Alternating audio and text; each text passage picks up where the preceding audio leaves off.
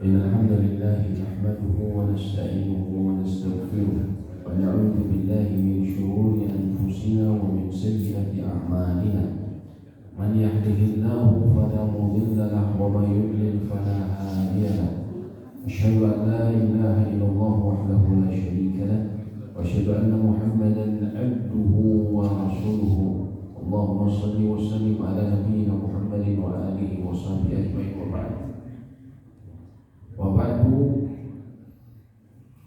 قال الله تعالى في كتابه العزيز يا أيها الذين آمنوا اتقوا الله حق تقاته ولا تموتن إلا وأنتم مسلمون وقال جل في الأولى يا أيها الذين آمنوا اتقوا الله وقولوا قولا سديدا يصلح لكم أعمالكم ويغفر لكم ذنوبكم ومن يطع الله ورسوله فقد فاز فوزا عظيما وقال نبينا الكريم فإن أصدق الحديث كتاب الله وخير الهدي هدي محمد صلى الله عليه وسلم وشر الأمور محدثاتها وكل محدثات بدعة وكل بدعة ضلالة وكل ضلالة في النار.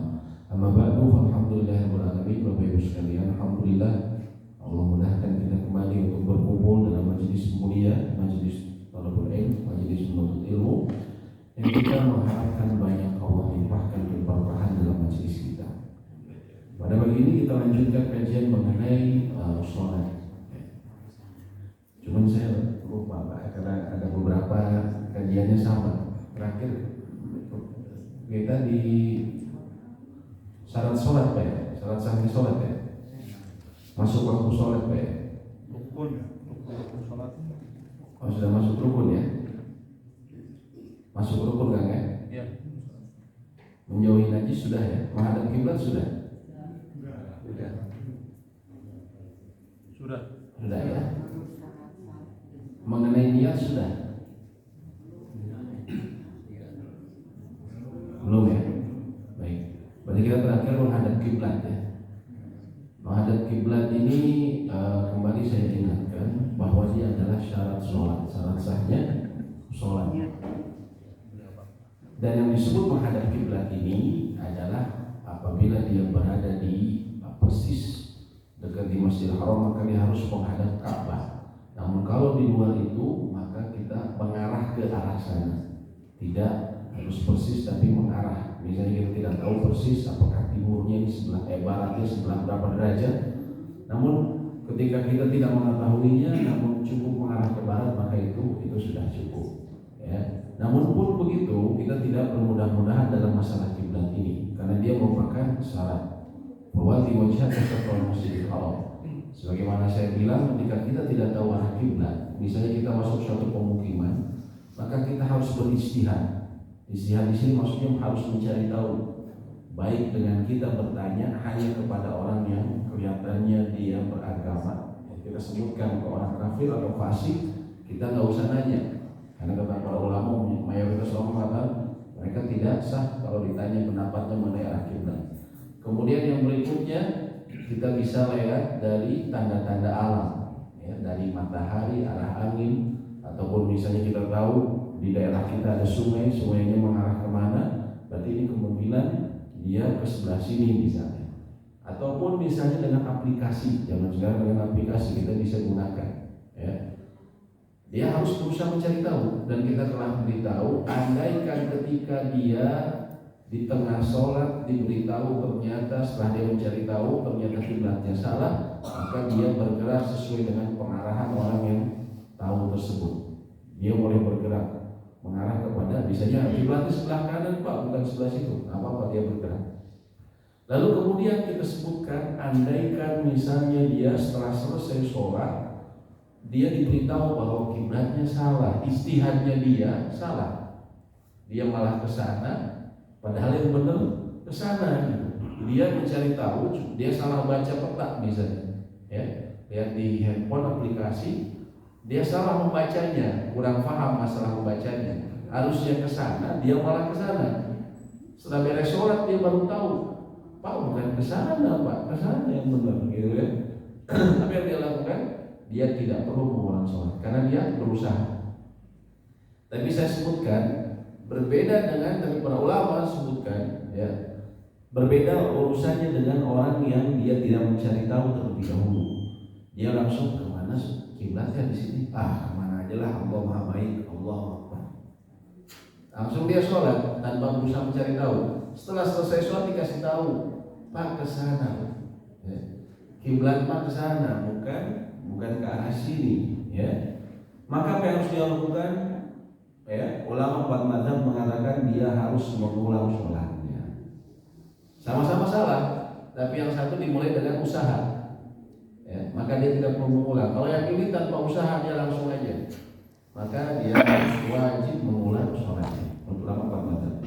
Begitu juga yang perlu kita perhatikan, biasanya yang sering terlalaikan itu adalah arah kiblat ketika kita dalam safar, ketika kita dalam perjalanan, ketika kita naik kendaraan, sholat di atas kendaraan. Sering sekali kaum muslimin tidak perhatian dalam masalah itu. Menghadap kiblat ini, selama kita masih bisa menghadapnya, maka harus menghadapnya. Contohnya bagaimana? Ketika kita tidak memungkinkan misalnya turun dari kendaraan untuk sholat wajib, ya, sholat wajib yang 5 waktu, kalau kita masih bisa turun dari kendaraan kita, maka kita turun. Nabi SAW itu seperti itu. Beliau kalau sholat sunat, beliau muntah. Tapi kalau sholat wajib beliau turun dari muntahnya. Itu kaidah kalau naik kereta. Kalau kita naik kereta, ya, kemungkinan kita nih, ini masih ada waktu nih. Kita masih ada bisa sholat di darat, jangan naik di atas kereta. Ya. Saya pernah berapa bulan lalu dan naik dari kereta dari Surabaya menuju Bandung, ya. Ada rupanya ada majelis pengajian ibu-ibu yang mau berkunjung ke Masjid Al-Jabar naik kereta. Saya waktu itu kita berangkat jam 7-an, ya, keretanya itu, ya. Saya sudah di jam setengah 6, jam 6 atau setengah 7 itu sudah bisa naik, ya, kita udah bisa naik kereta. Saya sholat dulu maghrib waktu itu karena musolanya itu persis dekat sekali dengan kereta, ya. Saya sholat maghrib, setelah saya naik ke atas, saya kaget ternyata ibu-ibu ini lagi sholat berjamaah ceritanya, ya. Dia menjamah sholat maghrib dan isya. Yang lucunya karena masjid kan, karena kereta kan satu gerbong itu yang satu menghadap sini, satu menghadap sana. Jadi lucunya yang di tengah jadi imam, jemaahnya ada yang menghadap sana, ada yang menghadap sini, ada yang bertemu sama imamnya langsung, gitu. Padahal masjid ada di sebelahnya, musola ada di sebelahnya, dan dia masih mampu buat turun, bukan terlalu mepet, masih setengah jam itu masih cukup, gitu kan? Nah itu tidak memenuhi syarat sholatnya. Dia menghilangkan salah satunya, menghilangkan kiblat salah satunya, termasuk nanti dia jatuh juga, dia tidak melaksanakan salah satu rukun berdiri, karena dia masih mampu berdiri, dia masih bisa pindah masih bisa di musola, ya. Dia tidak boleh langsung duduk kalau masih bisa di musola. Nah jadi kalau kita masih bisa memungkinkan, kita dalam perjalanan kita turun supaya kita bisa menghadap kiblat dan juga gerakannya sempurna. Bahkan para ulama katakan kalau kita berangkat misalnya qabla zuhur dan pesawat ataupun kereta ini kira-kira kemungkinan akan lewat waktu zuhur, maka bagaimana saya pas zuhur aja atau nanti dijamak saja, kata para ulama. Yang utama dijamak, ya, karena supaya sholatnya sempurna. Dijamak tapi maksudnya dijamak di darat dalam keadaan sempurna, ya. Nah berhubungan juga dengan menghadap kiblat, andaikan kita terpaksa di atas kendaraan naik naik kendaraan, kita harus sholat di atas kendaraan dalam keadaan duduk. Misalnya tadi kita nggak mungkin, itu waktunya udah nggak mungkin nih. Pertama nih si kereta ini memang nggak berhenti, gitu kan, nggak ada waktu sama sekali. Misalnya waktu subuh nih, ya, nggak berhenti, dan di keretanya nggak ada musola. Karena kayak misalnya kereta sekarang ini, alhamdulillah ada musola, tapi kelas bisnis ke atas, ekonomi nggak dikasih, Pak, kasih ada ekonomi diskriminasi, nggak dikasih musola, ya. Nah ini kita nggak ada nih, ya. Berarti kita harus gimana lagi nih? Berarti kita nggak bisa berdiri, atau kita bisa berdiri sebentar, kita sholatnya harus di atas kursi, ya. Ataupun misalnya kita di busnya sama sekali nggak berhenti, ya. Maka bagaimana? yang dilakukan pertama kali ketika takbiratul ihram kita berusaha menghadap kiblat. Misalnya gimana, kita cari tahu, misalnya pakai aplikasi. Oh ini saya keretanya menuju Surabaya, berarti ke timur. Berarti kiblat kemana? Ke arah belakangnya, ya, ke barat. Bagaimana cara saya sholat? Minimal ketika kita takbir, kita menghadap kiblat terlebih dahulu. Ketika takbir, karena nanti takbiratul ihram itu salah satu syarat sahnya kata para ulama harus berusaha menghadap kiblat dan berdiri. Jadi kita, misalnya kita kereta ke sana, ya, kita sih balik dulu sebentar, Allahu Akbar, baru kemudian kita duduk. Atau misalnya kiblatnya ke sana, Allahu Akbar, baru kita duduk seperti itu. Jangan langsung Allahu Akbar. Ya, karena ini ada syaratnya. Ini sering sekali tidak difahami dengan baik.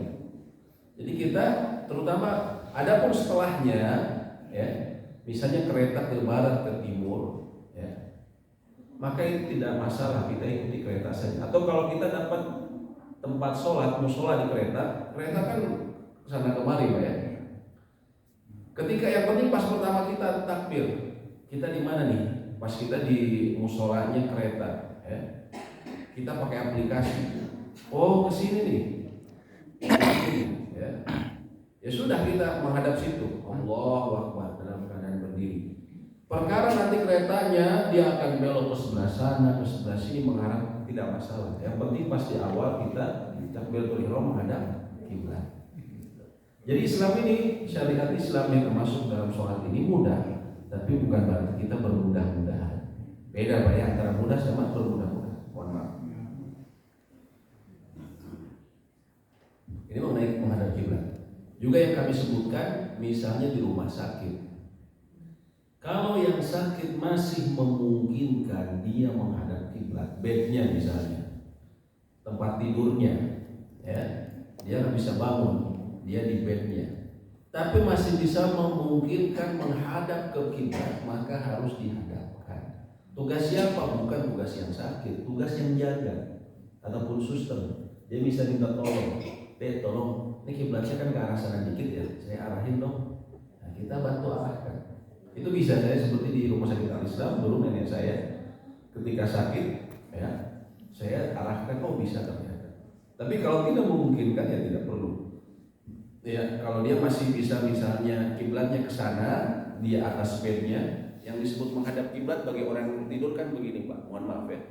Anggap ini di depan kakinya. Kita begini kan, orang tidur begini. Nah, yang disebut menghadap kiblat ini si kakinya duluan, baru kepalanya. Jadi kepala menghadap kiblat sana, gitu kan. Nanti kalau memang kiblatnya ke arah sana, bednya susah diatur, minimal dia takbirnya menghadap sana dulu. Allahu Akbar. Ya, seperti itu. Itu Pak ya. Kemudian yang berikutnya adalah niat, ya. Mengenai niat ini para ulama menyebutkan bahwa sepakat tidak sahnya sholat tanpa niat, ya. La tasih sholat illa biniyah, ya. Maka kita ketika sholat harus menentukan kefarduan, ya, dan jenis sholat kita. Ketika kita niat, ya, kita sholat apa nih? Sholat zuhur atau sholat asar? Jangan sampai seseorang buru-buru masuk sholat, baru dia ingat bareng-bareng sama teman sekantornya misalnya Allahu Akbar, atau di proyek kadang kan suka nggak keingetan Pak ya, langsung Allahu Akbar. Sholat apa ya? Oh ini waktu asar, tapi saya tadi belum sholat zuhur, gitu kan? Oh berarti sholat zuhur. Bolehkah seperti itu? Tidak boleh, tidak sah. Karena niat itu harus dihadirkan dalam hati kita saat kita takbiratul ihram, bersamaan dengan takbiratul ihram atau sesaat sebelum takbiratul ihram. Sejumlah ulama ini yang disepakati para ulama, ketika takbiratul ihram. Ataupun ini yang disebutkan oleh Imam Al-Qurtubi, ya. Yang belum saya terjemahkan, ittafaqat ummah ala wujubi niyyati inda takbiratul ihram illa anna fuqaha qad ikhtalafu fi jawaz taqdim niyyah ala takbir. Maksudnya begini, para ulama telah bersepakat, ya, bahwasanya wajibnya niat ketika takbiratul ihram. Hanya saja mereka berselisih mengenai apakah diperbolehkan mendahulukan niat sebelum takbir. Sebagian ulama, contohnya Imam Malik, mengatakan kalau kita melakukan sebuah rangkaian ibadah sholat seperti sebelumnya pembukaan, kita wudhu dulu. Nah, habis wudhu langsung kita sholat, ya kan dekat waktunya, Pak ya. Maka diperbolehkan berniatnya ketika dia wudhu. Dia sini saya mau sholat zuhur nih, saya wudhu dulu, gitu kan. Itu termasuk yang dibolehkan oleh Imam Malik. Kalau kemudian langsung sholat zuhur. Tapi yang disepakati para ulama itu niat itu dihadirkan ketika takbiratul ihram. Jadi ketika takbiratul ihram kita konsentrasi, kita mau sholat apa, gitu kan? Yang disepakati letaknya niat berada dalam hati. Ya.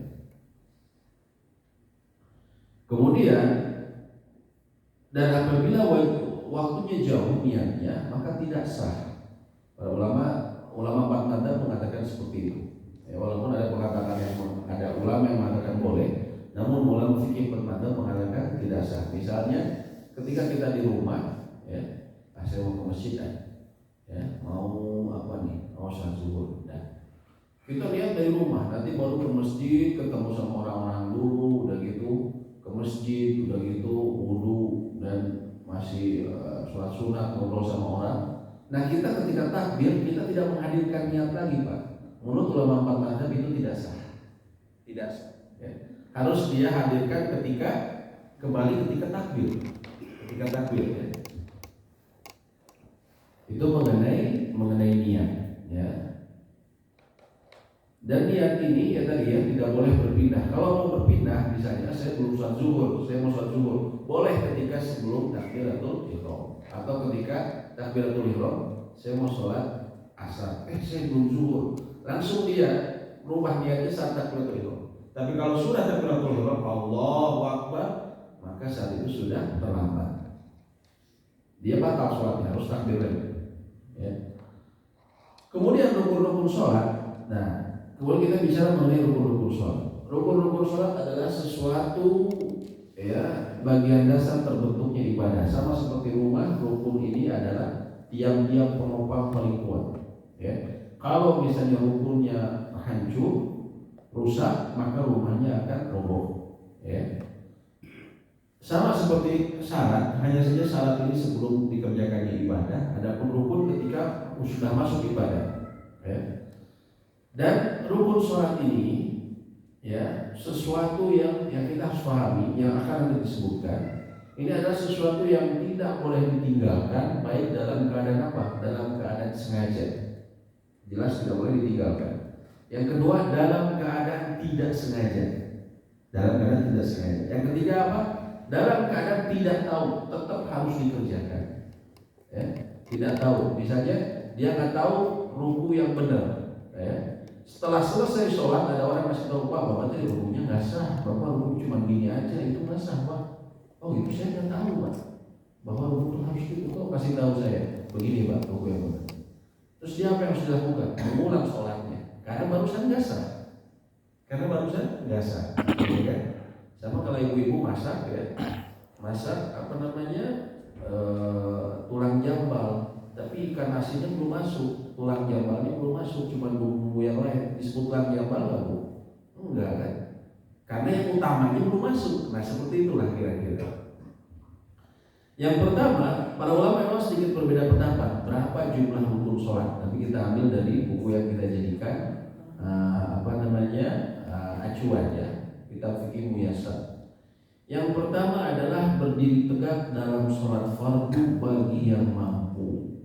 Berdiri tegak dalam sholat fardu. Beda sama sholat sunat. Kalau sholat sunat dari awal kita duduk itu boleh. Tapi kalau sholat fardu wajib dia harus dalam keadaan berdiri bila mampu. Berdasarkan firman Allah Subhanahu Wa Taala, wa qumu lillahi qanitin. Bapak bisa lihat di sini surat Al-Baqarah nomor 238. Ini para ahli tafsir semua menafsirkan yang dimaksud dengan perintah ini wa qumu lillahi qanitin itu adalah perintah berdiri dalam sholat. Semua ahli tafsir mengatakan seperti itu, ya. Kemudian Nabi SAW mengatakan sholli qa'imah, sholatlah dengan berdiri. Fa in lam tastati fa qa'ida, bila tidak mampu maka berdiri, maka duduklah. Fa in lam tastati fa ala janbin. Bila tidak mampu maka dengan berbaring, ya.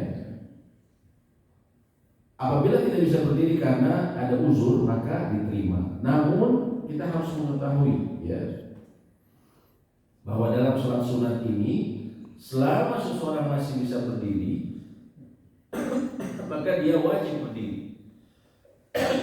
Misalnya begini, ya. Seseorang sakit ininya apa? Lututnya, Pak. Dia nggak bisa ruku. Dia rukunya harus duduk, misalnya.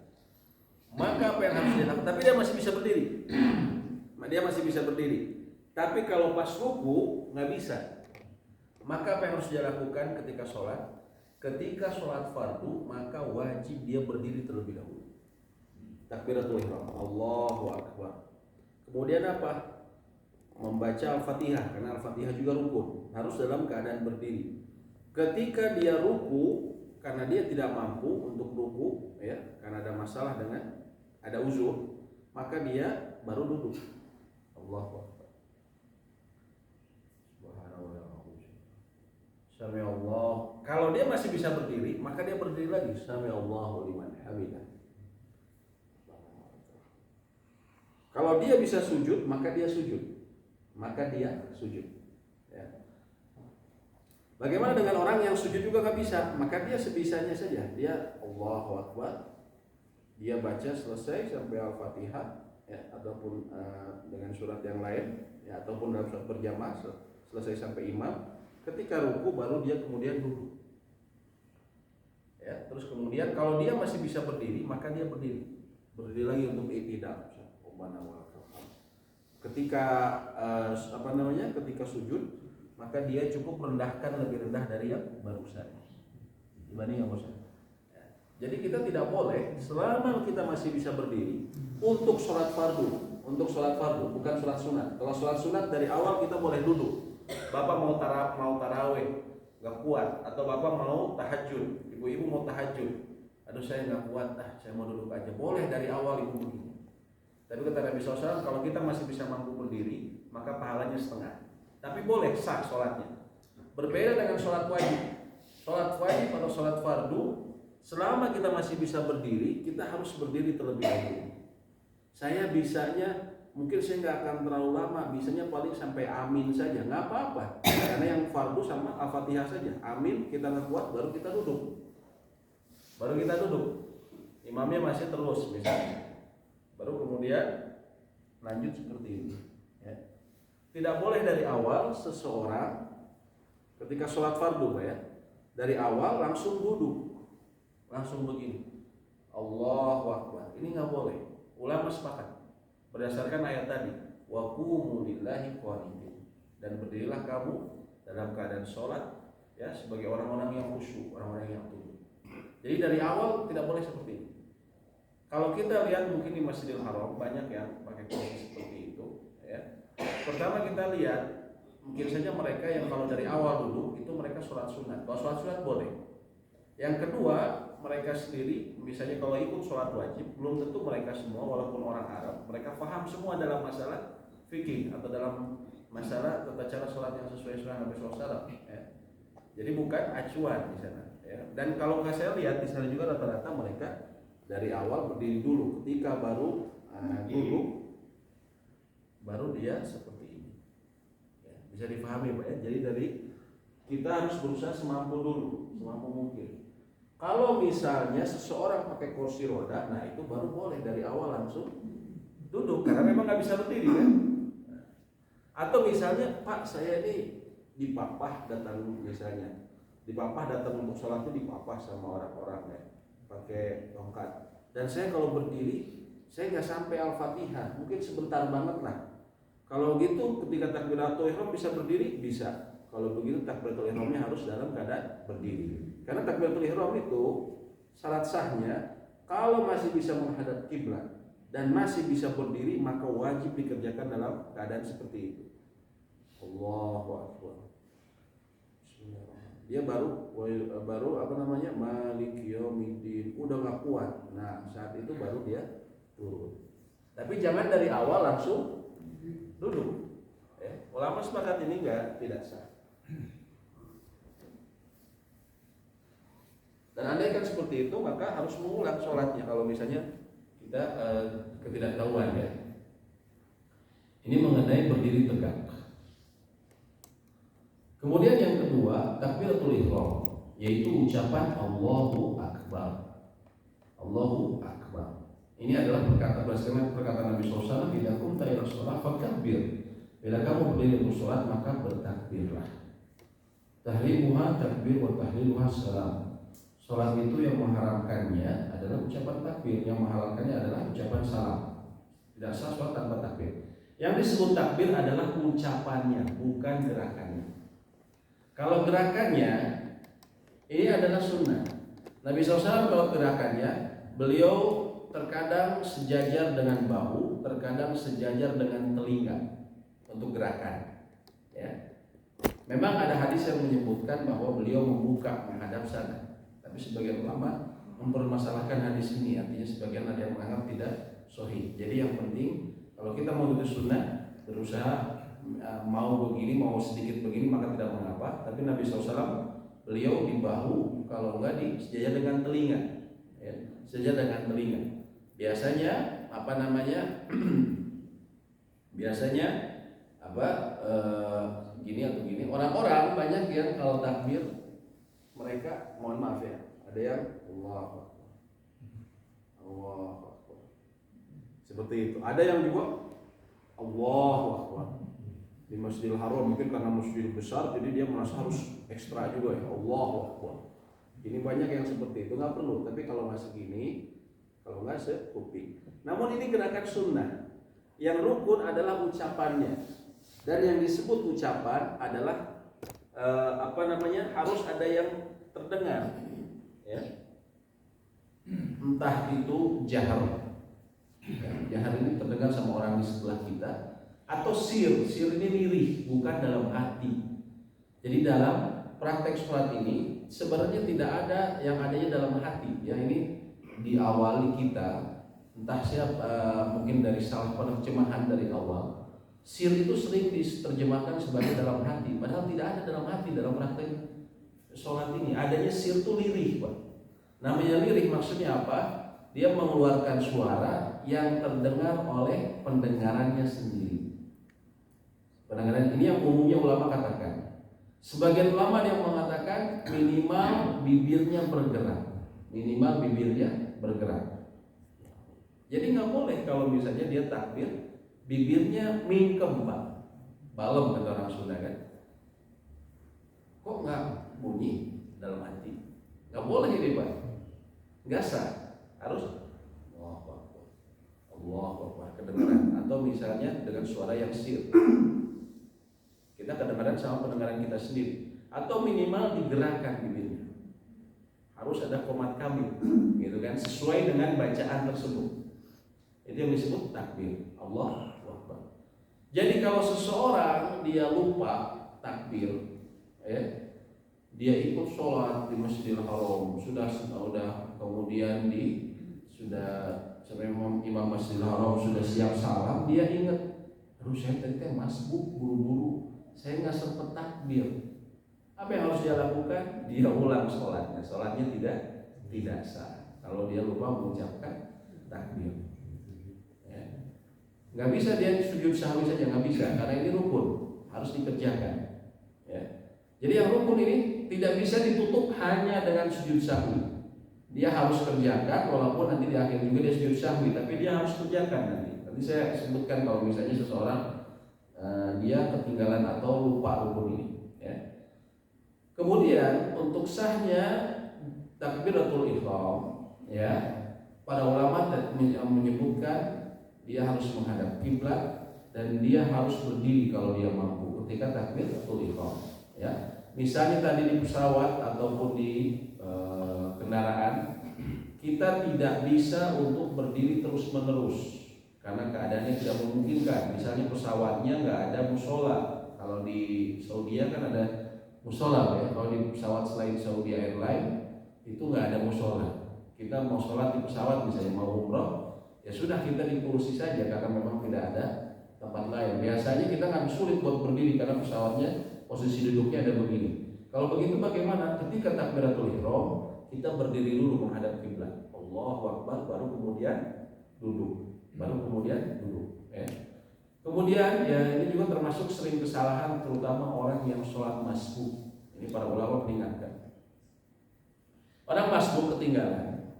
Umumnya ulama mereka memahami bahwasanya barang siapa yang mendapatkan ruku bersama imam, maka dia telah dianggap satu rakaat. Berdasarkan perkataan Nabi SAW, man adroka ruku al-imam faqad adroka rakaat. Barang siapa yang mendapatkan rukunya imam, maka dia dianggap telah masuk satu rakaat. Ini menurut mayoritas ulama, menurut Imam Ahmad bahkan kesepakatan seluruh ulama. Jadi kalau barang siapa mendapat ruku, yakin dia dapat ruku sama imam ketika sholat berjamaah, maka dianggap dapat satu rakaat. Akhirnya orang banyak kemudian datang ke jamaah, dia nemu imamnya lagi ruku, langsung buru-buru dia ikut ruku. Nah, tapi seringkali dia melakukan kesalahan. Caranya bagaimana? Dia misalnya di barisan, dia langsung masuk. Pertama apa? Ada yang lupa mengucapkan Allahu Akbar. Dia cuma Allahu Akbar gerakannya aja. Allahu Akbar untuk gerakan ke sini. Atau misalnya dia bertakbir, hanya saja bertakbirnya ini tadi kita sebutkan. Takbir ini yang sah menurut umumnya ulama harus dalam keadaan berdiri kalau dia masih mampu. Orang banyak ketika masbuk Allahu Akbar. Jadi bukan dalam keadaan berdiri. Allahu Akbar. Seperti itu orang masbuk. Seringkali ini salah. Makanya para ulama peringatkan, kalau mau masbuk, masuk dulu sempurna. Allahu Akbar, baru langsung masuk. Allahu Akbar. Jadi jangan langsung ke gerakannya. Karena dia takbir, dia harus bertakbir dalam keadaan berdiri terlebih dahulu. Sehingga mereka menganggap bahwa kalau yang seperti barusan tidak sah sholat.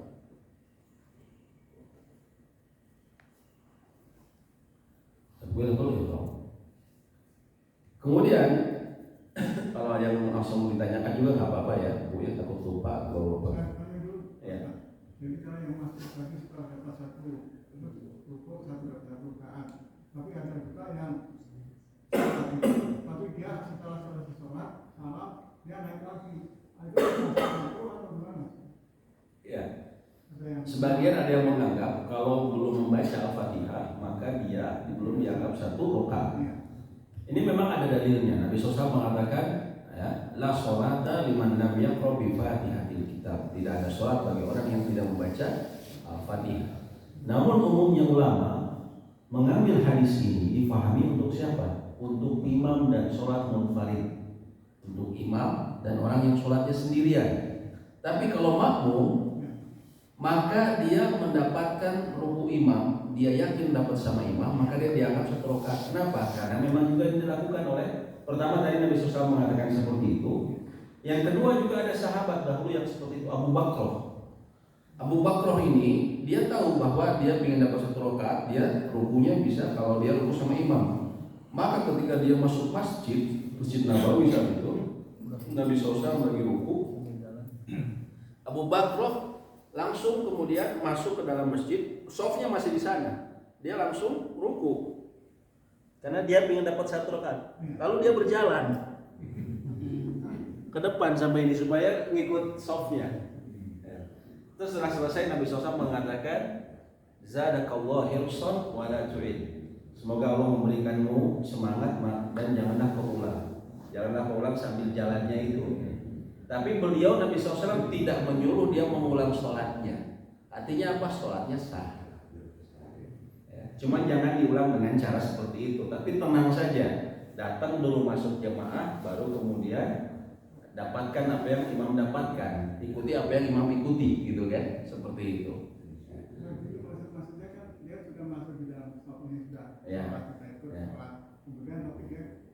tidak sempat mendengarkan Al-Fatihah dari imam Ya. itu kan ikut rukuk dalam satu rakaat, tapi dia setelah salat itu selesai dia naik lagi nambah sholat dan itu tidak sah sampai itu imam.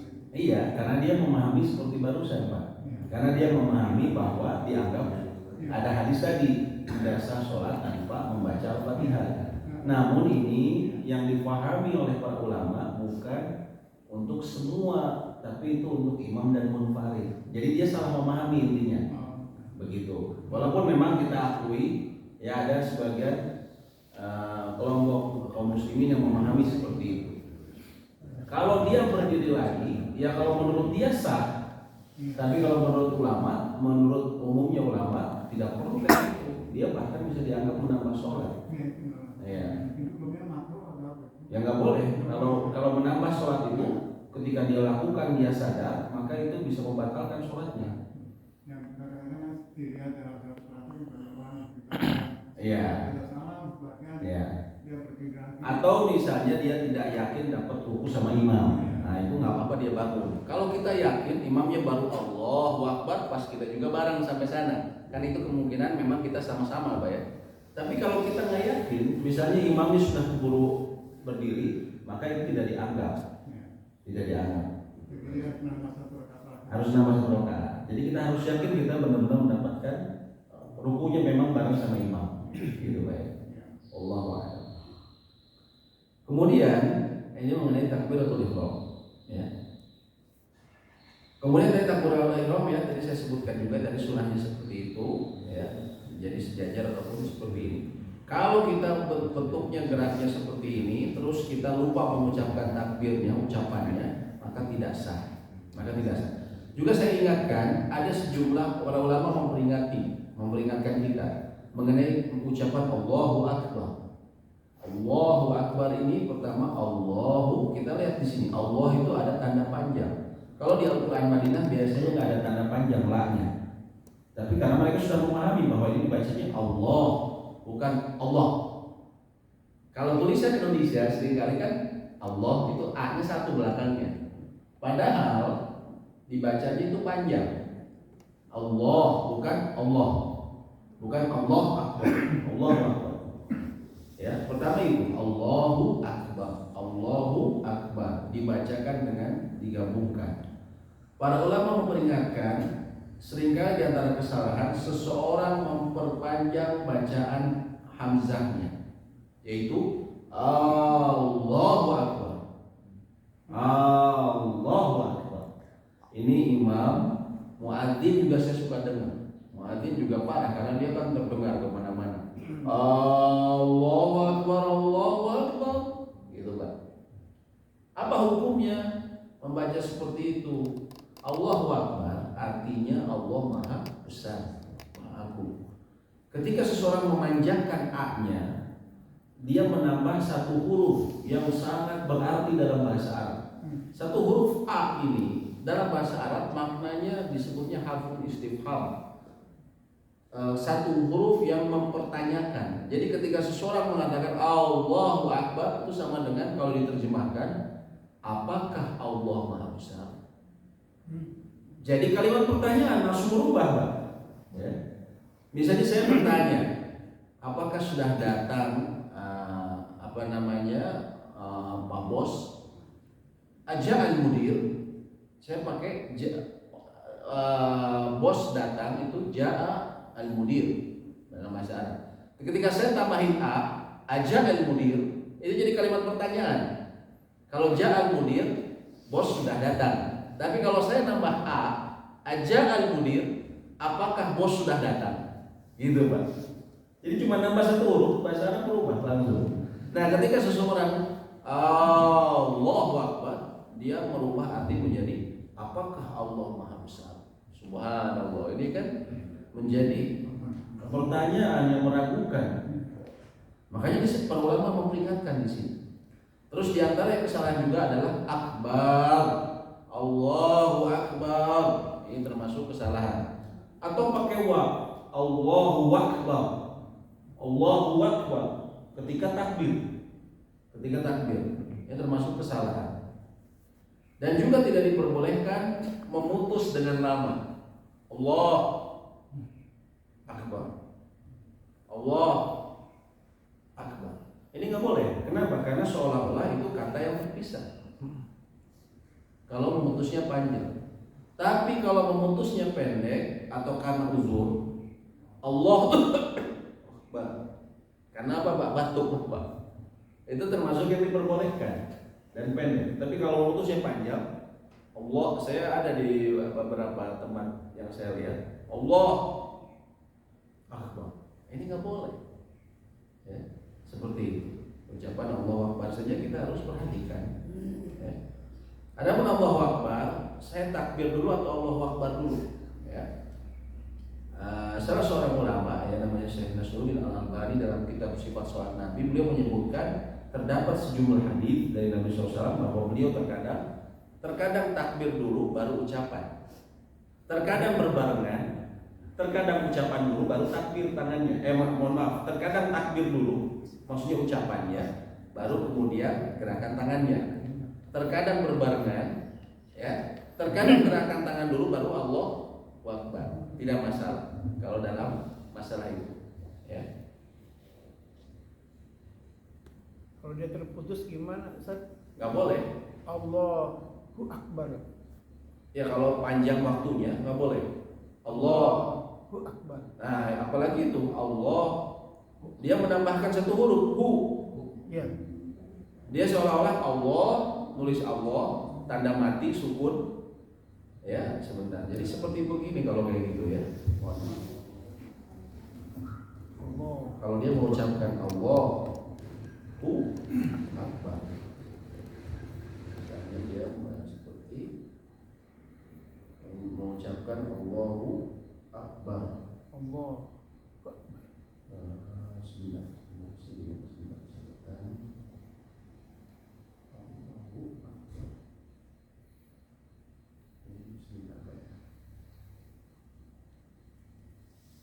Tapi intinya dia menjadi seolah-olah menambah huruf, ya. Menambah huruf dalam hal ini.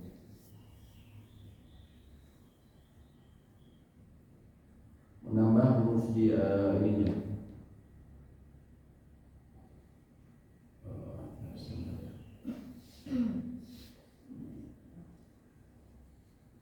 Menambah huruf Allahu, kan begini, Allahu Akbar. Dia seperti gini. Dia seperti menambah huruf. Ada tambahan haknya. Allah. Dia seakan-akan mensyukurkan Allahu Akbar. Nah, jadi dia menambah satu huruf. Kalau dia putuskan seperti itu, Allahu Akbar. Ya. Ataupun tadi diputus Allah Akbar, ini pun nggak boleh, harus digabungkan. Ataupun kalau ada jedanya pendek. Seperti itu. Kadang ada ini kan, Ya. awalnya ya tapi akbarnya sir. Agak-agak pelan gitu ya. Ya nggak apa-apa. Yang penting diucapkan ininya. Yang penting tetap keluar, bukan dalam hati. Yang tadi saya sebutkan. Pengertian dalam hati ini pengertian yang salah. Yang disebut dalam hati, sholat dalam hati, takbir dalam hati itu tidak sah. Bapak misalnya sholat zuhur, Pak, sholat nggak Pak? Sholat. Kok nggak baca dalam hati? Ini nggak sah. Harusnya apa? Qomat kamil. Kalau sholat sir, menurut umumnya ulama terdengar oleh pendengaran kita sendiri. Tapi tadi saya sebutkan menurut Imam Malik minimal kita menggerakkan dari gerakan mulut kita. Ya. Ini banyak kita tidak paham. Saya sendiri terus terang, saya dulu sebelum alhamdulillah belajar lebih ya tentunya di bangku kuliah. Saya awalnya tidak tahu Pak. Saya kalau sholat zuhur ya diem saja. Sholat pokoknya yang sir diem aja dalam hati gitu. Ternyata itu sesuatu yang terlarang, tidak sah. Ya. Bahkan pernah ditanyakan ke salah seorang ulama besar di kerajaan Saudi Arabia sana, namanya Syekh Muhammad bin Shalih Al Utsaimin rahimahullah. Beliau ditanya mengenai kebiasaan seseorang yang dia tadi dalam hati seperti itu, beliau mengatakan itu tidak sah, hendaknya kau bertobat dengan taubatan nasuha, ya, dan kau memperbanyak amalan baik sehingga bisa menggantikan keburukan-keburukan yang telah kau lakukan terlebih dahulu, ya. Karena itu tidak sah kata dia. Ketika kita sholat cuma gini saja, bukan dalam hati, sir itu adalah dilirihkan seperti itu. Tapi Ya. niat itu kembali ke niat itu kan adanya di hati. Ya. Tapi kalau niat itu harus sir atau diam. Kalau niat, mungkin maksud Bapak talafus biniat, Iya. ya usoli seperti itu ya. Nawaitu an usolli ya, misalnya seperti itu. Nah, mengenai talafus biniat ini diperselisihkan para ulama. Sebagian ulama Syafi'iyah yang belakangan, ya. Saya ini pernah dari dosen saya dulu, beliau orang Mesir, ahli dalam fikih Syafi'iyah. Jadi menurut beliau, ulama Syafi'iyah belakangan yang kemudian mengatakan disukai untuk talafus, litakid, untuk menguatkan apa yang ada dalam hati. Tapi ulama-ulama Syafi'iyah terdahulu mereka tidak menyuruh seperti itu, ya. Itu sehingga kemudian diperselisihkan. Namun yang disepakati oleh seluruh ulama, niat itu letaknya di hati. Bahkan yang tadi mengucapkan talafus pun mereka mengatakan kalau dia nggak niat dalam hati, maka ucapan ini tidak sah. Ya. Jadi yang disepakati adalah apa yang ada dalam hati kita. Tidak sir gitu ya, bahkan tidak sir tetap dalam hati. Nah, kalau itu dalam hati, kalau niat seperti itu ya. Ketika dia meniatkan akan ya itu yang memang dalam hati kita. Terus kalau di dalam sholat itu kan harus sir gitu ya. Tapi kalau berdoa itu harus diam. Berdoa apa Pak? Kalau sholat yang berdoa, tapi kadang-kadang berdoanya keras gitu. Gimana? Berdoanya Dijaharkan gitu. Iya. Didalamkan. didalamkan ya, dijaharkan. Iya. Berdoa dalam setelah sholat, para ulama berbeda pendapat. Ada yang mengatakan, Nabi SAW mengatakan, apa namanya? Mereka mengatakan di antara doa mustajab adalah di akhir sholat, duburi sholawatil maktubah, di dubur sholat yang diwajibkan. Nah, para ulama berbeda selisih pendapat. Yang disebut dubur ini, apakah setelah selesai sholat ataukah sebelum selesai sholat? Sebagian ada yang menganggap bahwa dia sebelum selesai sholat. Sebelum selesai sholat, yaitu sebelum salam. Ya. Dan memang juga ada riwayat hadis yang menyebutkan sebelum salam. Sebagian lagi ada yang mengatakan di akhir sholat itu setelah beres berzikir. Ya, setelah beres berzikir. Memang di situ ada perbedaan pendapat ulama. Namun ulama yang mengatakan bahwa berdoanya itu sebelum salam, mereka juga dikuatkan dengan sejumlah dalil bahwa Nabi SAW itu bila habis sholat, beliau memang lebih banyak biasanya berzikir saja, tidak berdoa khusus. Sehingga kemungkinan yang Nabi SAW katakan di antara doa mustajab itu, yaitu di dubur sholat, itu adalah sebelum salam. Itu yang pertama, ya. Nah, kemudian apakah apabila seseorang ingin berdoa setelah sholat, apakah bila memang saya mengambil kesimpulan misalnya, saya lebih cenderung sebelum salam, tapi apakah saya boleh? Sebagian ulama mengatakan boleh, namun jangan terus menerus. Sebagian ulama mengatakan seperti itu. Ya. Apakah perlu dikeraskan? Jawabannya tidak perlu. Kalau berdoa itu hukum asalnya adalah dengan suara yang tidak dikeraskan dan juga tidak dikecilkan, tidak terlalu kecil, tapi pertengahan, ya, dengan suara yang lembut. Sebagaimana Nabi SAW pernah menegur Umar bin Khattab, ya, ketika beliau berdoa terlalu keras. Umar kan orangnya memang keras karakternya. Ikhfid ya Umar, turunkan ya Umar, jangan terlalu keras. Abu Bakar terlalu lembut, sama Nabi SAW naikkan sedikit, ya, ketika berdoa itu. Ya, jadi berdoa itu lemah lembut, memohon kepada Allah dengan merengek, namun juga tidak terlalu keras dan juga tidak terlalu terlirik. Ya. Allahumma. Nah ini Ustaz ada dalam Al-Quran murabakum tadarru'a wa khufyah. Nah itu tadarru'a wa khufyah. Yang pihak itu yang melirik itu ya. Ya. Ud'u rabbakum tadarru ini maksud dengan menghinakan diri. Berdoa maksudnya tadi Bapak mengutip ayat, ud'u rabbakum, berdoalah kepada Rabb kalian, kepada Tuhan kalian, tadarru'a. Tadarru'a ini maksudnya menghinakan diri. Wa khufyah di sini maksudnya lembut, dengan suara yang lembut. Ya. Karena Nabi SAW pernah menegur seseorang yang beliau berteriak dengan keras dalam berdoanya. Lalu Nabi SAW mengatakan sesungguhnya Tuhanmu bukanlah zat yang tuli, gitu. Jadi tidak perlu keras-keras. Gitu. Allahu a'lam bishawab. Betul tadi ayatnya itu yang tadi saya mau kemarin juga saya lupa saya. Wa rabbakum tadarru'an wa khufyah. Itu. Baik. Nah, Ada lagi ini kalau ada makam, kalau kita istilahnya dikarenakan yang namanya sholat itu orang-orang kan kadang-kadang ada perasaan tuh. Bagaimana dengan ayatnya?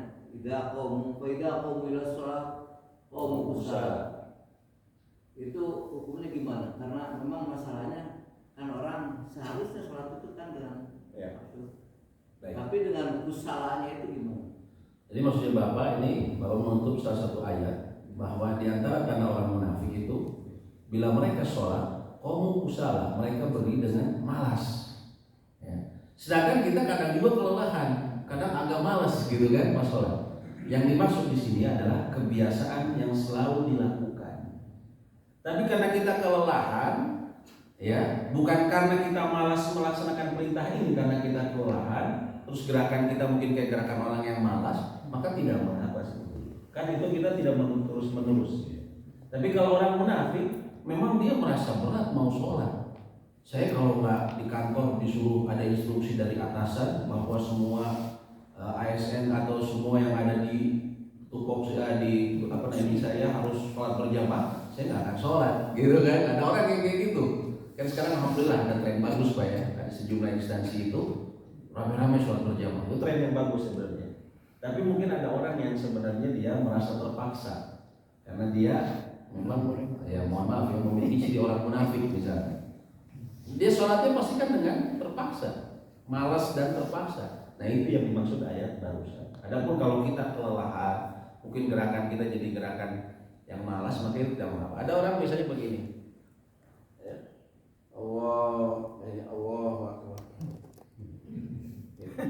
Ini apakah sah ini? Sah Pak. Karena ini pertama sunnah, menaruh ini sunnah. Ya. Yang kedua, selain ini sunnah, sebagian ulama ada yang memang menganggap di bawah pusat. Contohnya Pak ulama, contohnya Ahmad bin Hambal, ya, yaitu yang madhabnya banyak diikuti di Saudi, sehingga banyak orang di Saudi. Kalau kita umroh banyak orang Saudi begini saja, ya, dan ini sah, ya, gitu. Ataupun kalau kita capek, kita biasa begini, tapi kita capek begini, boleh aja Pak sah, gitu. Bukan karena malas, seperti itu. Wallahu a'lam. Ya, silakan. Berarti kalau yang nggak boleh mas sampai ke bawah gitu ya? Kenapa? Irsa Gini. Allahu Akbar. Boleh. Gini disebutnya irsa. Ya. Ini umumnya ulama Ahlus Sunnah wal Jamaah dia bersedekap. Hanya saja mereka berselisih tempat sedekap ini di mana. Tadi ketika dia takbir Allahu Akbar kan bersedekap. Tadi saya mumpung ini masih hubungan dengan takbir, sebelum saya lupa saya ingatkan.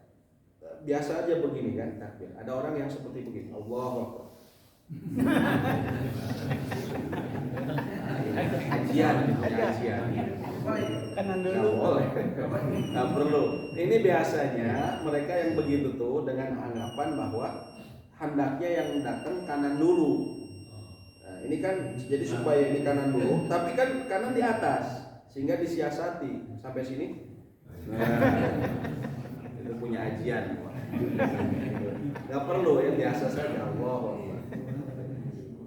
Nah, adapun posisi tangan mereka berselisih pendapat para ulama. Ada yang mengatakan di antara dada sama pusar. Ada yang mengatakan di bawah pusar. Sebagian ada yang mengatakan di dada. Sebagian. Ya. Ini pendapat yang sah. Sebagian Imam Malik contohnya, Imam Malik bin Ahmad Imam Malik bin Anas, sebagian muridnya mereka mengatakan bahwa yang sunnah begini, irsal. Jadi yang begini itu bukan Syiah saja. Syiah jelas begini. Tapi tidak semua yang begini. Kemudian Bapak kemarin umroh lihat banyak yang begini. Tidak semua itu Syiah. Antara lain yang mazhabnya Malikiyah. Malikiyah ini contohnya di mana? Orang Afrika. Orang Afrika, ya.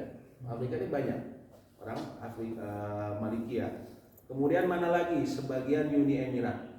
Kalau Bapak kalau mau ke mana? Ke Jakarta lewat jalan tol apa? Muhammad bin Ziyad ya.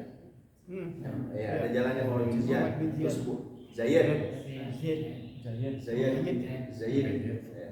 Zayed ini kan juga buat masjid di Solo ya. Ya.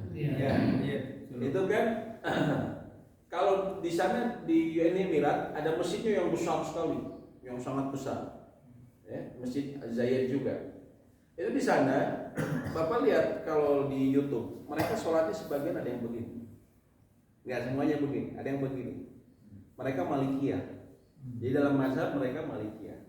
Nah itu sah, ya. Karena memang ini pendapat yang sah. Walaupun dalam mazhab Malikiyah sendiri diperselisihkan, sebagian ada yang menganggap bersedekap, sebagian ada yang menganggap lurus. Namun yang kita harus ketahui ini sunnah. Jadi sholat seseorang kalau tahu itu bahwa itu sunat dalam arti fikih ya, ini artinya dia tetap sah sholatnya. Misalnya begini, Bapak lagi tarawehan, lama nih capek ya, Bapak turunin dulu, apakah sah? Sah. Karena ini bukan rukun. Bapak pegel gitu, pegel, mau dilurusin dulu gini, sah kan? Sah. Karena apa? Bukan rukun. Kalau rukun sama sekali nggak boleh ditinggalkan. Seperti tadi yang saya bilang. Karena aduh saya capek saya sholat zuhur sekarang, saya mau langsung duduk aja kayak gini, boleh nggak? Boleh nggak Pak? Nggak boleh, karena kita masih bisa berdiri. Baru nanti pas ruku kita duduk, gitu ya. Allah malam bismillah.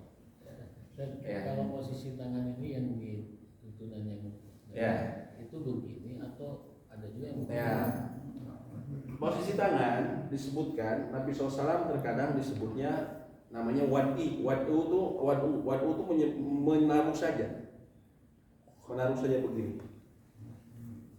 Ada yang menaruh saja. Bukan di menaruh saja gini. Ada yang disebutnya qabdu. Qabdu ini beliau memegang, ya, memegang seperti itu. Ya. Ada yang beliau disebutkan, ya, ada yang di atas ini seperti ini. Beliau di atas sama di ujung di sini, di ujung pergelangan beliau begini. Terkadang beliau begini, terkadang beliau masuk lebih dalam. Beliau itu masuk lebih dalam. Terkadang qabdu, beliau qabdu itu apa ya? Kalau dalam menggenggam atau beliau hanya menaruh saja. Menaruh begini saja. Terkadang seperti itu kalau posisi tangan. Ini batasannya sampai Allahu alam yang kami ketahui yang disebutkan oleh para ulama, ya. Kalau berdasarkan hadis-hadis yang ada, entah itu di sini ataupun di sini, ya, tidak perlu seperti ini. Ya. Ada sebagian yang begini, Pak. Saya bawa pedang, gitu. Atau kenapa? Sahabat dulu katanya. Ya kalau kita kan sekarang nggak bawa pedang, beda ceritanya. Kita kan nggak bawa pedang. ada handphone. Bawa bikin tagihan paling. Ada juga yang begini. Kenapa katanya? Dekat dengan hati. Tapi kata para ulama, ya itu kurang kuat ya alasannya. Karena naik ke atas segini. Ya itu kalau itu yang menganggap di atas dada. Oh, di atas dada gitu. Menganggap yang berada di atas dada. Tapi itu memang diperselisihkan. Sebagian ulama yang menganggap yang di atas dada ini pendapat yang lemah sebagian ulama. Gitu ya. Banyaknya ulama antara dada dan pusat. Ataupun maksudnya dada itu dadanya di sini, di bawah, sedikit di bawah payudara kita, di bawah ini kita. Tapi kalau yang ini termasuk agak tinggi ya posisinya? Ya agak tinggi. Ya. Memang ada ulama yang mengatakan seperti itu. Contohnya Salah satu ulama yang terkenal adalah Syekh Nasruddin Al-Albani dalam kitab Sifat Salat Nabi SAW. Beliau mengutip dari salah seorang ulama salaf sebelumnya itu Ishaq bin Rawahih ya. Cuman itu ulama lain ya, ulama mazhab nggak ada yang mengatakan seperti itu sehingga diperselisihkan sebenarnya. Ya, artinya ulama-ulama salaf terdahulu nggak ada yang mengatakan di situ, tapi mereka lebih mengatakan ke arah bawahnya. Ini Ustaz, Ya. Kalau imam membacakan ayat dari mulai itu kalau seandainya makmum itu harus mengikuti imam atau mendengarkan atau baca Fatihahnya. Ya. Itu permasalahannya Allah a'lam bishawab, itu diperselisihkan para ulama. Menurut intinya begini, menurut Imam Syafi'i ya tetap harus membaca. Kapan bacanya? Setelah imam beres, atau disebutnya inda sakatatil imam, ketika imam sudah diam. Contohnya diam ini apa? Ketika dia setelah bilang amin, nah dia mungkin ada diam sejenak, ataupun sebelum dia turun. Memang ada sejumlah riwayat yang menyebutkan Nabi SAW itu setelah amin beliau diam dulu, tidak langsung membaca surat. Nah itulah bacanya di situ kata Imam Asy-Syafi'i. Tapi sebagian ulama lain, ya, tapi beliau perselisihkan. Adapun jumhur ulama, mayoritas ulama selain beliau mengatakan tidak perlu, karena bacaan imam itu sudah menjadi bacaan makmum, gitu kan? Karena di sini ada apa tuh? Wida puri Al-Quran pastami lahu ansitu. Nah itu, kita puri Al-Quran pastami lahu. Bila kalian mendengar Al-Quran dibacakan, pastami lahu, dengarkanlah, wa ansitu, dan diamlah. Itu diantara dalil yang digunakan jumhur ulama bahwa makmum cukup mendengarkan. Kalau Imam Syafi'i, beliau juga berdalil. Dalilnya beliau artinya tadi yang pertama, la sholata liman lam yaqra bi Fatihatil Kitab. Tidak ada sholat bagi orang yang tidak baca Al-Fatihah. Nah, tapi kan itu dipahami oleh mayoritas ulama lain, itu untuk imam dan juga untuk makmum farid, orang sholat sendiri. Adapun makmum dia cukup mengikuti. Nah, juga ada sejumlah riwayat. Ya, ini terkadang perselisihannya ini karena ada sejumlah riwayat yang berbeda, yang mereka juga berselisih mengenai kesahihannya.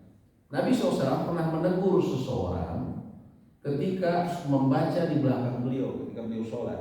Engkaukah yang membaca? Ya Rasulullah. Kalau imam membaca, ya maka dengarkanlah, karena itu mengganggu, bacaanmu mengganggu. Kata Nabi SAW seperti itu. Tapi dalam mazhab Syafi'i ada satu hadis yang ada tambahannya. Beliau mengatakan kecuali Al-Fatihah. Nah, sehingga yang dari yang dibawa Imam Syafi'i, sehingga menurut dalam mazhab Imam Syafi'i tetap dia membaca. Ya, dalam masalah ini kita ya berlapang dada. Kalau ada yang membaca silahkan, kalau enggak. Tapi kalau nanya ke saya lebih cenderung mendengarkan. Ya. Karena ada surat juga pada saat imam. Oh iya, surat mendengarkan. Kejadiannya begini Pak, saya pernah di Garut ya, di kampung kakek saya waktu itu. Kami sholat sholat Jumat. Setelah beres, amin, jemaah semuanya rame-rame membaca Al-Fatihah dengan suara yang sil yang terdengar oleh telinganya sendiri. Tapi kan kedengaran suara telinga sendiri itu kadang terdengar sama telinga tetangga sebelah juga, orang kupingnya ada di sebelah kita gitu kan. Semuanya baca. Jadi saya baru dapat saat itu ya. Akhirnya imam baca surat apa nggak ada yang tahu. Orang semua sibuk dengan bacaannya masing-masing. Dengan bacaan masing-masing. Ya. Kalau saya pikir kalau imamnya baca jampi-jampi juga nggak ada yang benerin gitu. Karena semuanya konsentrasi dengan bacaan masing-masing. Ya, seperti itu. Kalau saya pribadi saya lebih cenderung kita mendengarkan. Namun sejumlah ulama belakangan muhakkik mengatakan untuk kehati-hatian, andaikan memang ada waktu sejenak ketika imam sudah mengucapkan amin, kita bisa membaca Al-Fatihah, bacalah selama tidak mengganggu. Untuk apa? Kehati-hatian, menjaga kehati-hatian. Nah, menurut saya ini pendapat yang pertengahan lah. Artinya insya Allah yang ini artinya menjembatani antara dua pendapat tersebut ya. Umur awal satu hai. Iya, awal satu hai. sebaik-baiknya berkah adalah yang pertanyaannya. Ya, jadi sejumlah ulama muhakkik itu ulama yang meneliti, mereka mengatakan andaikan ada waktu untuk membaca maka lebih baik baca. Tapi andaikan kita tidak sempat maka insya Allah sah. Ya, makanya itu pendapatnya Imam Ahmad. Kenapa menurut beliau kalau makmum nggak usah baca Al-Fatihah? Beliau bilang kepada mazhab Syafi'i, bukankah kita semua telah sepakat barang siapa yang mendapatkan ruku bersama imam telah dianggap satu rakaat. Ini di bawahnya ruku, di atasnya ruku. Ya.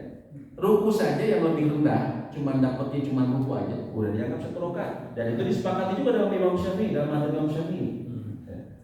Kalau dia baca surat atau dia cuma bacanya atau dia nggak baca, tentunya dia dapat berdirinya itu kan lebih besar, lebih banyak dibandingkan cuma ruku saja. Tentunya dia lebih dianggap mendapatkan satu rakaat, kata Imam Ahmad. Begitu Pak ya. Wallahu a'lam bishawab. Ustaz, Ya. kalau ada yang ngambil mengatakan ketika imamnya udah membaca dia baca ulang, tetapi kadang-kadang suaranya keras kedengaran, bukannya tetangga sebelahnya lagi kedengaran. Nah itu satu. Yang kedua, kadang-kadang dia lebih dahulu daripada imam. Karena hafal suratnya. Ya, ketika imam alhamdulillahirabbil alamin, dia udah ngomong Malik Yaumiddin padahal imam belum gitu. Nah, itu gimana hukumnya, Ustaz? Ya. Lebih baik yang pertama ya jangan, kalau mau tadi disebutkan dia tidak diperintahkan untuk dijaharkan. Tidak Batas jahar itu kalau kita kedengaran sama orang yang di sebelah kita itu disebutnya jahar. Itu batas minimal jahar. Adapun batas maksimal sir dia terdengar oleh telinganya. Jadi dia jangan terlalu keras. Dan itu mengganggu biasanya, sangat mengganggu orang yang di sebelahnya. Dan jadi dia harus bisa atur gimana itu ya, tuningnya itu gimana supaya bisa terdengar sama telinganya sendiri, gitu ya. Jadi bukan hanya Al-Fatihah, mungkin dalam waktu surat juga karena mau hafal dia jangan melalui nggak boleh, iya. Itu kan mengganggu yang sebelah. Kalau kedengaran sama imam, mengganggu imam juga. Ya. Jadi gempur imam. Bisa nggak salah. Salah saya gitu. Gimana hukumnya kalau dia udah lebih dahulu pada imam? Ya, mendahului imam bacaannya. Bacaannya. Ya, baca lebih dulu. Wallahu alam, kalau dalam bacaan Allahu alam ya, karena kayak Sama misalnya nggak dalam mendahulukan? surat sir, misalnya zuhur atau asar, terkadang kan kita mendahului imam membaca Al-Fatihah. Kan ini ya. imam ketika dia Oh ya nggak boleh, dia harus dengar kalau saat itu. Kalau dia mau baca, kalau ada imam yang sholat jahar ini, sholat jahar ya guys. Ya. Kalau imam yang mau baca dalam sholat jahar itu dalam hati Imam Syafi'i dibaca ya nanti setelah imam selesai. Iya. Kalau dia dahuluan daripada imam, itu hukumnya gimana? Allahu a'lam. Saya tidak tahu secara persis apakah jatuh ke membatalkan atau makruh ya. Nanti kita apakah lihat sama lagi. dengan ketika dengan gerakan enggak? Gerakan dia hukumnya makruh itu memang. Hukumnya makruh. Gerakan ini kita mendahului imam, hukumnya secara umum makruh. Tapi ada dua gerakan dalam sholat yang kalau kita mendahului imam maka sholat kita batal. Apa Pak? Ada yang tahu? Tidak bertanya dari Pak Desa. Ada yang tahu? Dua gerakan dalam sholat kita nggak boleh mendahului imam, itu makruh hukumnya secara umum. Tapi ada dua gerakan yang kalau kita dahului batal sholat kita. Apa Pak? Takbir sama salam. Ya, kita dapat ayam pop Pak dari Pak Desa. Takbir sama salam. Kalau seseorang mendahului imam dalam takbir dan mendahului imam dalam salam, maka batal sholatnya. Karena takbir itu nggak boleh yang mendahului, harus imam dulu. Salam pun begitu. Karena ini komando memulai dan mengakhiri sholat. Kalau dia mendahului, batal sholatnya. Tapi kalau yang disalam tadi setelah ke kanan itu sudah berarti selesai. Jadi tidak harus nunggu imamnya sampai ke kiri gitu ya. Enggak, begini. Ya. Pertama begini. Tadi saya nanti sebenarnya dibahas secara detail ya, pas nanti bagian salam. Salam itu kalau misalnya tadi apakah kita selesainya seperti apa? Selesainya yang lebih aman adalah kita selesai. Jadi selesainya taslim atau salam ini menurut mayoritas ulama adalah sekalinya salam. Assalamualaikum, maka itu sudah menghalalkan. Menurut Imam Ahmad tidak harus 2 kali. Assalamualaikum warahmatullahi wabarakatuh. Assalamualaikum. Tapi menurut jumhur cukup sekali. Namun bila kita menjadi makmum, kalau kita jadi makmum, ya, kita harus hati-hati. Kenapa? Kalau imamnya memang sekali, Assalamualaikum, baru kita ngikutin. Assalamualaikum. Imamnya cuma sekali memang, terus dia berangkat karena mereka buru-buru ya. Maka itu sah kita ngikutin. Ya, kita cuma sekali udah. Tapi kalau imamnya Assalamualaikum warahmatullah, pas dia mau ke kiri assalam, kita salam ya, lalu kita kemudian keluar karena mungkin buru-buru, maka sebagian ulama ada yang mengatakan sholatnya tidak sah karena dia mendahului, karena imam dia masih ada ke kiri lagi. Jadi lebih baik ayat aman tunggu aja, kok cuma beda 1,5 detik. Assalamualaikum, assalamualaikum baru bapak ini. Ya Allah malah bisa. Jadi kan kalau kita jadi imam itu sebaiknya salam kanan kiri itu tidak ada jarak ya. Assalamualaikum. Kesempatan ke makmum. Iya langsung. Assalamualaikum warahmatullahi wabarakatuh. Diam dulu. Assalamualaikum. Iya. Itu kan makmum jadi tadi. Iya. Langsung aja. Assalamualaikum warahmatullahi. Ya paling kalau berhenti sebentar. Assalamualaikum warahmatullahi wabarakatuh. Karena masih perjalanan ya. Assalamualaikum. Ya itu masih wajar kok. Masalahnya perjalanannya panjang lama. Assalamualaikum. Assalamualaikum. Dalam berdua. Makmum ya sabar aja kalau gitu. Sabar kan ada imam. Itu Pak ya. Allahu a'lam bishawab. Baik, insyaallah nanti kita Satu lagi ya. masalah takbir. Ya. Ada yang membacakan Allah itu panjang. Allah. Nah, ini gimana? Kalau Allahnya lah yang memanjang, selama tidak berlebihan, misalnya sampai Selama tidak berlebihan. maka masih tidak mengapa. Ya. Tapi kalau terlalu panjang, nah itu kan sudah Sampai 7-8 berlebihan. rakaat. Allahu Akbar. Itu sudah berlebihan. Ya. Jangan. Yang tadi merubah arti kalau A itu. Allahu Akbar itu merubah arti. Ini memang perlu ya, artinya kita tuh ada semacam ya. Saya ini kan juga saya lihat di masjid apa di sini. Azan seperti itu. Allahu Akbar, Allahu Akbar. Seperti itu. Banyak ya Bu, ternyata banyak ya. Apakah Allah Maha Besar? Apakah Allah Maha Besar? Subhanallah, itu menghina kan, bukan memuji Pak ya. Nah, ini makanya pentingnya ilmu ya. Wallahu a'lam bishawab. Demikian yang bisa kami sampaikan, semoga bermanfaat. Insyaallah kita lanjutkan lagi pada pekan yang berikutnya. Subhanallahumma wa bihamdik, asyhadu an la ilaha illa anta, astaghfiruka wa atubu ilaik. Assalamualaikum warahmatullahi wabarakatuh.